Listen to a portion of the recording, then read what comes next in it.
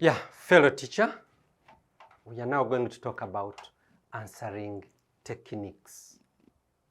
How do you guide your learners on the best practices of the answering the questions in the forthcoming PLE exams?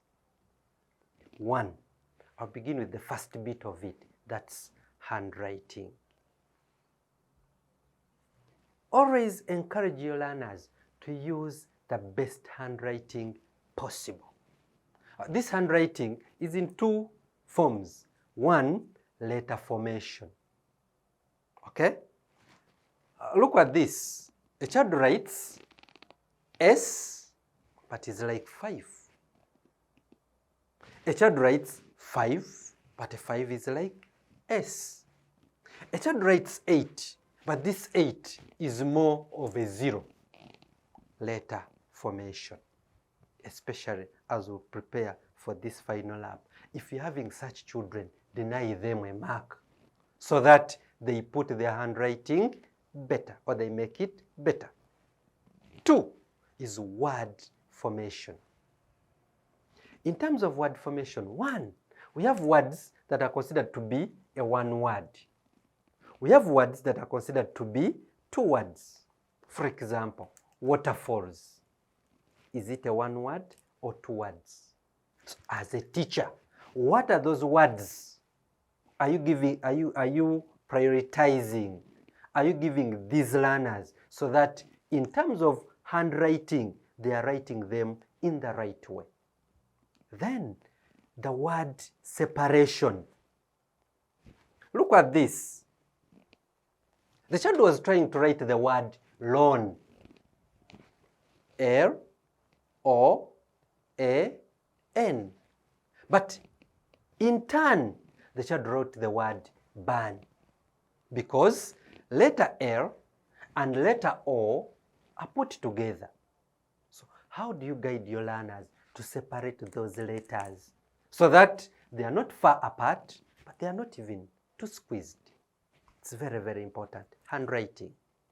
Still on the handwriting, your learner must be told, must be educated that he or she must use the same handwriting from the beginning to the end.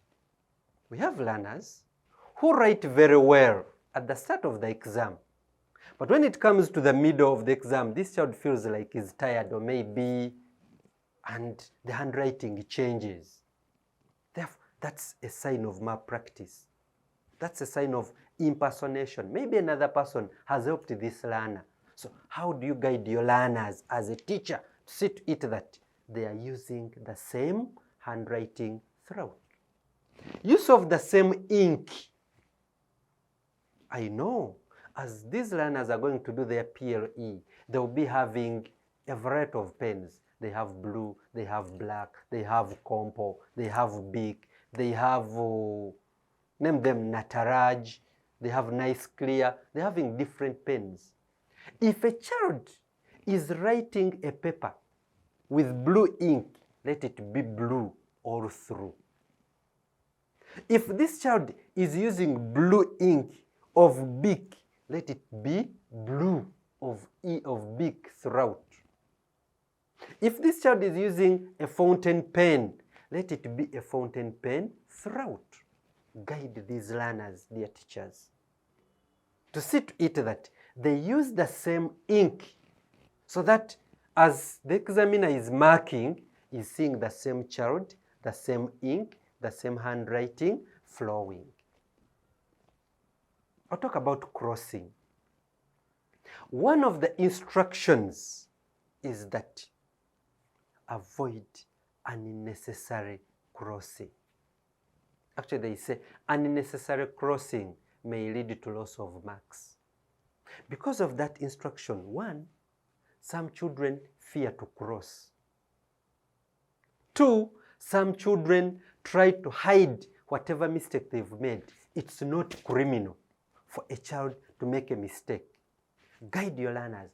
When these learners make mistakes, let them cross once. What do they use to cross? They use a ruler and a pen. If your child does the crossing of the work using a pencil he or she has not crossed. Therefore, guide them. As they are doing the crossing, they use a pen. They use a ruler. There are some schools whereby they tell the learner, if you make a mistake, put this question in a bracket. Put the brackets there and then write the correct one. Now we shall consider this child as a child having 2 answers on the same paper. Now, because this child will be having 2 answers on the same paper, we shall consider this child as someone who has not attempted it well. So what am I trying to tell you is that corrections and crossing must be done categorical. This child must cross using a pen. Okay? Another one, the use of the available space. In the previous episode, I told you that UNEB gives enough space. Enough space. Okay? Therefore, they will say, mention any 2 advantages of a nuclear family, like you're seeing it here. They put Roman 1 dash and another dash. Roman 2 dash and another dash. But they asked for the 2. And this learner knows the 2 answers. So goes to the Roman 1, puts the correct answer. Because the space is there, goes to the second line of Roman 1, puts the next right answer. Because you told them, if they ask you 2 answers, give 2 answers. Now, what will this learner write? Because this learner has written the 2 answers in the same space, we shall combine the 2 and give 1 tick, as much as the 2 answers are correct. What do I mean by the use of the available space? They put Roman 1, put the answer. Put the next answer to Roman 2. If the other space is still there, leave it there. Hope guide your learner very well in the answering technique. Then, the answers must be brief and precise. Dear teachers, our answers must be brief and precise. Guide your learners as they are preparing for PLE. 1. In SST, we do not need to write full sentences everywhere. That's for English. Who led Uganda to independence? And the answer is Dr. Apollo Milton Obote. Which organization sent most explorers to Uganda? Royal Geographical Society. We don't need to say the body that sent most explorers to Uganda. No, we don't need that. Give the answer brief and precise. 2. The abbreviations that are standard are correct. Name the body that unites all countries of East Africa. The answer is East African Community. And your learner can say EAC. For as long as every letter is a capital, but there are no dots there. EAC. Correct. Name the United Nations specialized agency responsible for the welfare conditions of the refugees. UNHCR. Correct. But if a child commits him or herself, guide them. To write the full form, it must be the correct one. For example, the one I've just given you. UNHCR, United Nations High Commissioner. Not commission, Commissioner for Refugees. It means if a child commits to write the full form, let it be the real full form. Hope that one is very clear. Okay? Then we come to diagrams. Look at this map. They say, use letter K to show the position of Mountain Elgon. Guide the learners. All the symbols must be written in pencil. They say the position of mountain Elgon. Indicate the symbol of a mountain first and then put letter K. The symbol must be in pencil. But the letter K, every letter, every word you write must be in ink. So it means you guide the learner, write letter K using a pen, but they write the symbol of mountain Elgon using a pencil. Hope it's clear, dear teacher, my colleague. Look at that map of Nigeria. Okay? They say, name the symbols. Name the features marked. The first place, we have a river. In the second place, we have a delta. This was a PLE question for a certain year. When children are answering, and the question is telling us to name, we must give specific names. So a child who writes river, that's wrong. What's the name of that river? Is it River Niger or River Benue? What is the name of this delta? Is it the Niger Delta or any other delta? So when we are guiding these learners, guide them to give specific answers, not general answers. The likes of river, the likes of mountain, the likes of lake. No. If they have drawn a map and they're asking the lake, give the real name of the lake. Name the feature, name the waterway, maybe that separates Mozambique from Africa.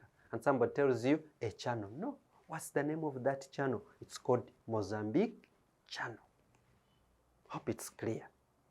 Still on the diagram work, in every question we do, we have what we call question identifiers.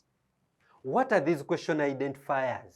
For example, why do people, or maybe, how do people of Kabale tell us their land? The question identifier 1 is tell us, 2 is a why. Okay? Why do people of Kabale tell us their land? To control soil erosion. But they can ask you, okay? They can ask you maybe one method of controlling soil erosion. Give any one way soil erosion is controlled in hilly areas. The question identifier here is reason. One way, okay?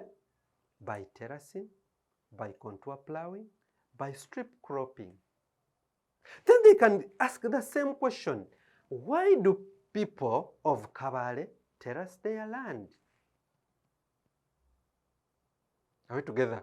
Now, in this one, our children are having a mentality that whenever they see controlling soil erosion in hilly areas, the question is asking about terracing, is asking about contour plowing, and they rush to write. No. This time they can ask why those terraces and the contours are done there. Maybe to maintain soil fertility, maybe to control leaching, and very many others. So the question identifiers are key. Guide our learners to identify the question identifiers in every question. For graphs, tables, pie charts, and those other diagrams, fellow teacher, guide your learner, 1, to mark the units. Other units in degrees indicate degrees. Other units in meters indicate meters. Other units in centimeters indicate centimeters. Are you calculating population density? Guide your learner. When you're calculating population density, we say people per square kilometer. Guide your learner. As you're calculating maybe population, now it becomes people. Units are key. Most times, children do the calculations very well. Children get the questions from the graph very well, but they end up writing wrong units or not putting units, and they end up failing. Answering this question without units makes it invalid.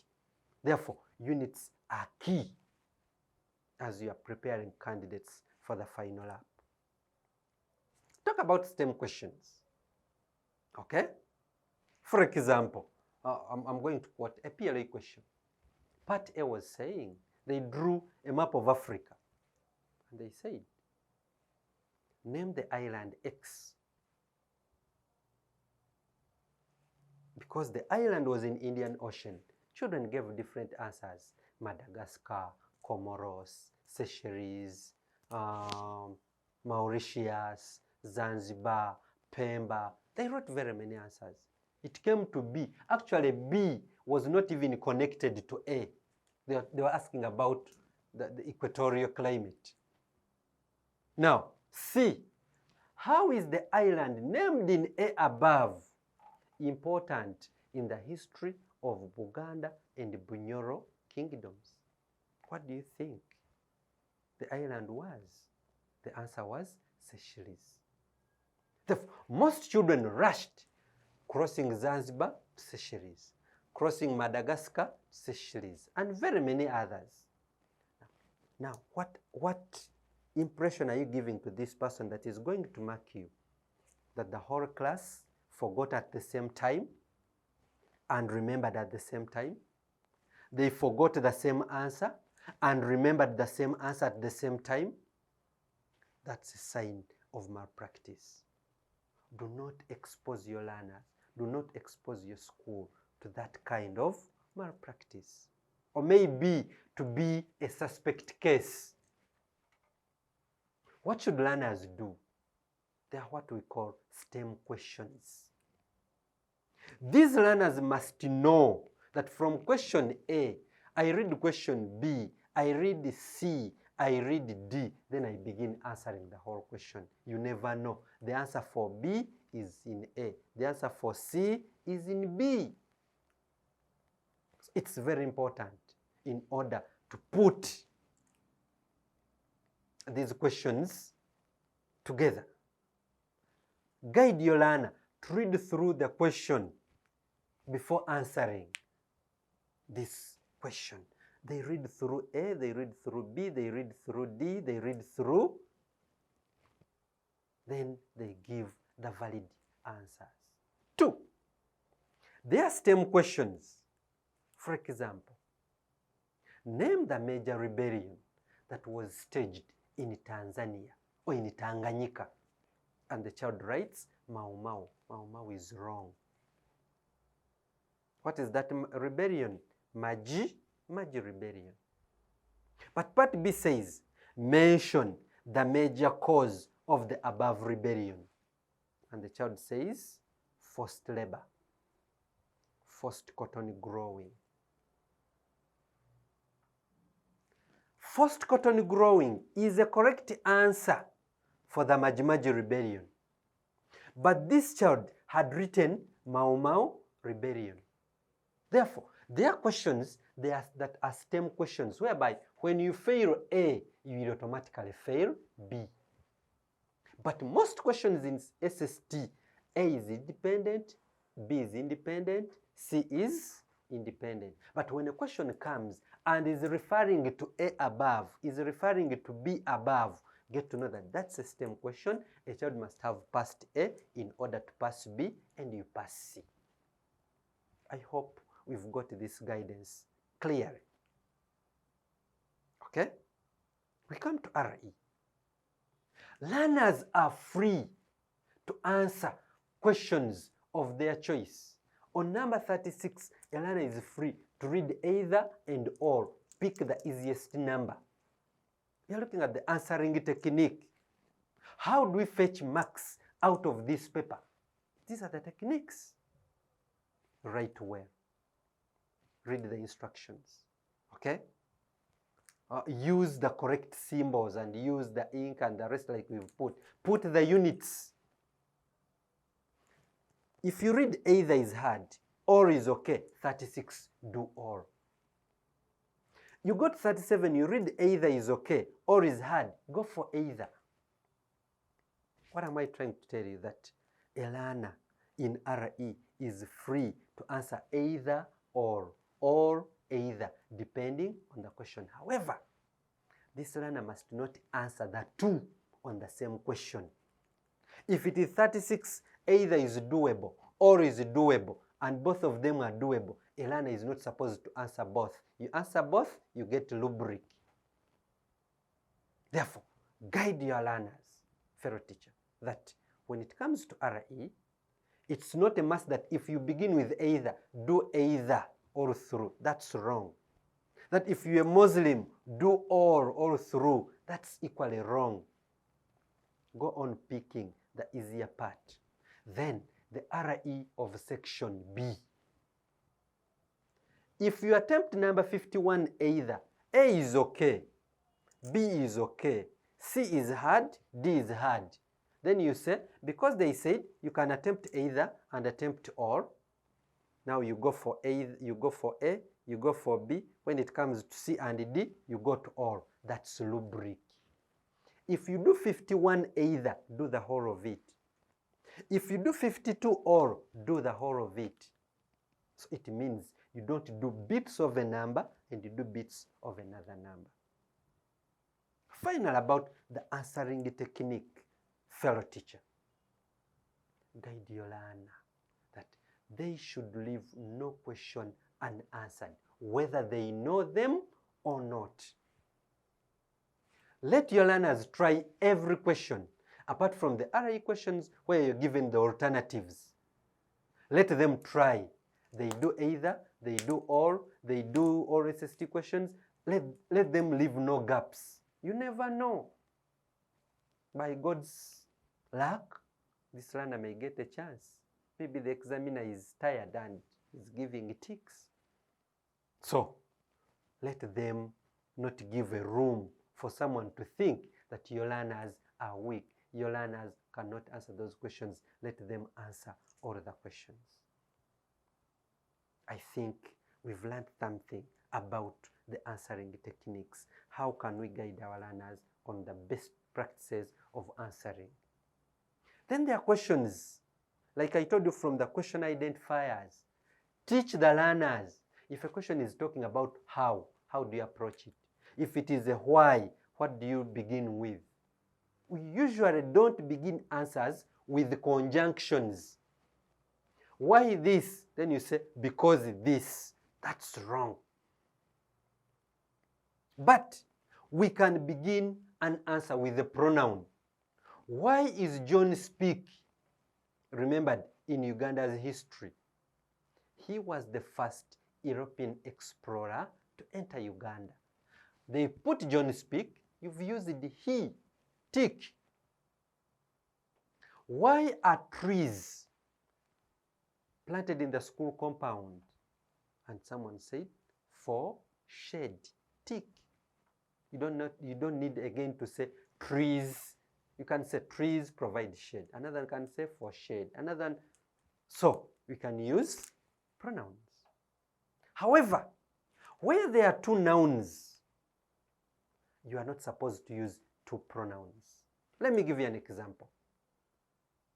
How did Omukama Kasagama benefit from the coming of Captain Frederick Rugat? And you say, he was restored to his throne. Or, he restored him to his throne. Who restored who? So we say, Kasagama was restored to his throne by him. Now him meaning Rugat. Kasagama was restored to his throne by Rugat. I hope it's clear. Final on the answering technique, comparison questions.